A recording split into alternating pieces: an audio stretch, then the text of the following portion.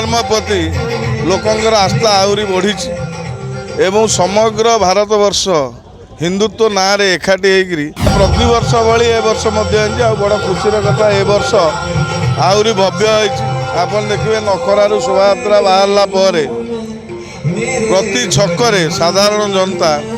ये शोभायात्रा को स्वागत कर धीरे धीरे हिंदू धर्म प्रति लोकंर आस्था आहरी बढ़ी एवं समग्र भारत वर्ष हिंदुत्व ना रे एकाठी होकरी परम वैभवशाली राष्ट्र होगापी जाऊँगी तेणुक ए समस्ते साधारण जनता योगदान कर गोटे गर्वर विषय एवं सारा भारत वर्ष में विशेषकर विश्व में जोटी जोटी हिंदू समुदाय अच्छा रामनवमी भव्य ढंग से पालन कर निरा जिन देखा मिला जो मुसलमान भाई मैंने अच्छा आपको स्वागत करते फूल पकाते उत्तर देते से विषय कौन कहे? नहीं, भारत में रहना होगा तो जय श्री राम कहना होगा। तेणुक जी भारत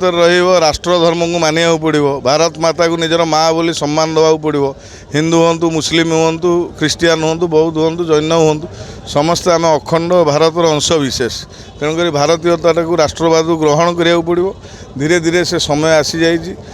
जाति धर्म वर्ण निर्विशेष गोटे गौरवमय हिंदू राष्ट्र करने सबू धर्मर धर्म योद्धा मैंने लगी पड़ी देखो ये तो आमर हिंदू परंपरा हिसाब से जो आम निजर जन्म उत्सव पालन करुचे जोटे आम आराध्यकर आज जन्म उत्सव तो समग्र हिंदू समाज ताको पालन करुचे आम चेष्टा करते भव्य ढंग से पालन करने जपरी आमर संस्कृति अच्छी आम परंपरा अच्छी ताको बंचेकी रखा हिंदू मध्य एक जागरण सृष्टि करने विश्व हिंदू परिषद लक्ष्य रही से हिसाब से कार्यक्रम कर आगामी समय में आहरी भव्य भाव में आम यहाँ पालन करूँ ये एक लक्ष्य रखुँ। यहाँ लक्षेश्वर मंदिर फुलखरारू बाहर नियाली पड़िया सरला आधे पखापाखि 3000 ରୁ 4000 राम भक्त जोगदे ये 40 किलोमीटर रास्ता पवित्र राममय हो गला। आज आम समस्ते प्रभु राम को नाम स्मरण कले समाज को दिग्दर्शन दबा एकाठी कर प्रभु राम को जो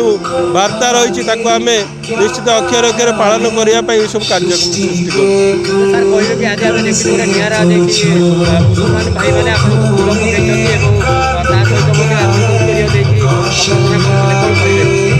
करुले से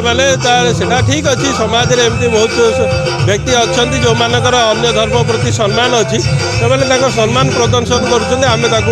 सादर ग्रहण करूँ।